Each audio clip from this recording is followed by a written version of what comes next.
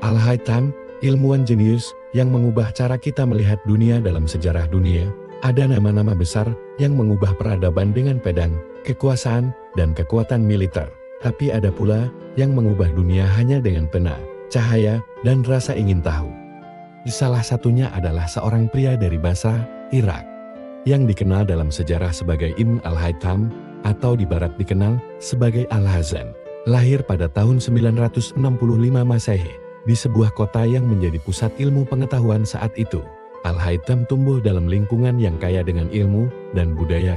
Ia bukan hanya ingin tahu apa, tapi juga mengapa dan bagaimana. Sejak muda, ia dikenal sebagai sosok yang tidak mudah puas. Namun bidang yang paling memikat hatinya adalah cahaya dan penglihatan. Ia mempelajari matematika, astronomi, kedokteran, filsafat, dan fisika. Pada masanya, banyak ilmuwan percaya bahwa mata memancarkan cahaya untuk melihat, tapi Al-Haytham berpikir berbeda. Bagaimana mungkin mata memancarkan cahaya, tapi kita tidak bisa melihat dalam kegelapan? Dari pertanyaan itu, ia memulai rangkaian eksperimen, bukan hanya membaca buku, tapi benar-benar menguji teori. Secara langsung, ia menciptakan alat sederhana bernama kamera obscura, yang menunjukkan bagaimana cahaya dari luar bisa memproyeksikan gambar ke dalam ruang gelap. Ini adalah cikal bakal dari kamera modern yang kita gunakan hari ini. Puncak karyanya adalah sebuah buku legendaris, Kitab Al-Manazil atau Book of Optics. Di dalamnya, ia menjelaskan bagaimana cahaya bekerja, pembiasan, pemantulan, penglihatan, bayangan, dan bahkan ilusi optik. Tapi yang paling revolusioner adalah cara berpikirnya, berdasarkan observasi, eksperimen, dan pembuktian ilmiah. Berabad-abad kemudian, karya-karyanya diterjemahkan ke dalam bahasa Latin dan dipelajari di universitas-universitas Eropa. Ia memberi inspirasi besar bagi ilmuwan seperti Roger Bacon, Johannes Kepler, dan bahkan Isaac Newton agar tidak dihukum.